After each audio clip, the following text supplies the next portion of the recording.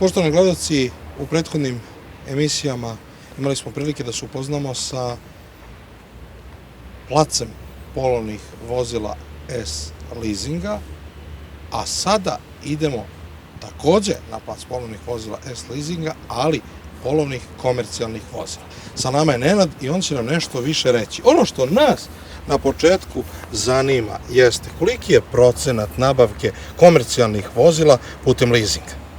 Do trenutka dolaska finansijske svetske krize, finansiranje nabavke komercijalnih vozila putem leasinga iznosilo 60% u odnosu na druge vidove finansiranja, odnosno na finansiranje putem kredita poslovnih banaka ili samih obrtnih sredstava kompanija. Naravno, sa nastankom toj krize, mnoge kompanije su odlučile da odlože nabavku svojih vozila do nekog drugog vremenskog perioda. Generalno, sa tim nastoji pad finansiranja putem leasinga, međutim, sa oporavkom tržišta i sa privrednim rastom očekuje se da finansijski leasing ponovo zauzme vodeću poziciju u finansiranju nabavke komercijalnih vozila. Evo vidimo da na vašem placu komercijalnih vozila postoje i vozila svih marki, a vidimo i naravno uzroke ekonomske krize. Tako je. Određeni broj kompanija nije bio u mogućnosti da ispuni svoje ugovorne obaveze i vratila su svoja korišćena komercijalna vozila. Veoma je važno napomenuti da su sva ta komercijalna vozila prodata od strane ovlašćenih uvoznika i distributera poznatih svetskih brendova. Sva vozila su starosti od 2 do 4 godine, sva vozila imaju svoje poreklo, odnosno o svakom vozilu se može provjeriti servisiranje u garantnom i vangarantnom roku. Veoma je važno takođe napomenuti da ta vozila mi dalje prodajemo ili za gotovinu ili možemo ponovno finansirati putem finansijskog leasinga. Pored svih brendova, ovde postoje različite kategorije komercijalnih vozila. Sva komercijalna vozila možemo podeliti u 3 kategorije. Prva kategorija su pick-up vozila i teretna vozila do 6,5 tona brute nosivosti. To su takozvana laka komercijalna vozila. Druga kategorija su srednja komercijalna vozila od 6,5 tona bruto nosivosti do 18 tona bruto nosivosti.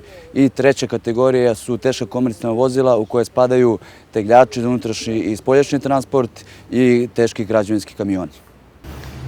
A kakve su prednosti nabavke vozila putem leasinga, bilo novih ili polovnih ovde kod vas na placu? Osnovna prednost nabavke vozila putem leasinga, kako u svetu, tako ovde i kod nas, leži u rečenici plaćaj kako zaradiš.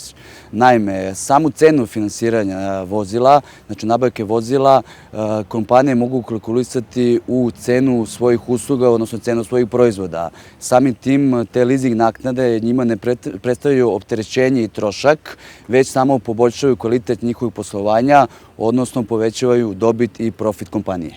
A ko zapravo može da bude korisnik leasing usluga? Korisnik leasing usluga može biti svako privredno društvo i svaki registrovani preduzetnik, odnosno to mogu biti velike kompanije, mala i srednja preduzeća i samostalne trgovinske radnje, samostalne građevinske radnje, samostalne zanatske radnje. Znači svako registrovano privredno društvo i svaka registrovana preduzetnička radnja može biti korisnik leasinga. Ukoliko se određeno, znači komercijalno vozilo, uzme na leasing, glavna prednost mu je to što je glavno obezbeđenje sami taj automobil, odnosno to komercijalno vozilo. Tako je. Sam predmet leasinga je u vlasništvu leasing kompanije do otplate posljednje leasing naknade od strane klijenta kada prelazi u njegovo vlasništvo.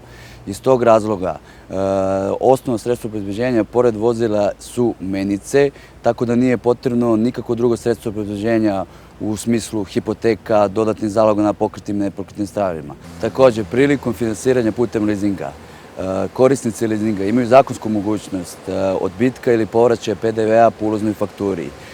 Tako da su leasing kompanije u mogućnosti da taj PDV finansiraju samim korisnicima leasinga ili kroz mesečne rate ili do povraćaja. Što znači da je kod vas procedura veoma jednostavna. Tako je. Procedura u odobranju finansiranja US leasingu je veoma jednostavna. Ona se sastoji u 5 jednostavnih koraka.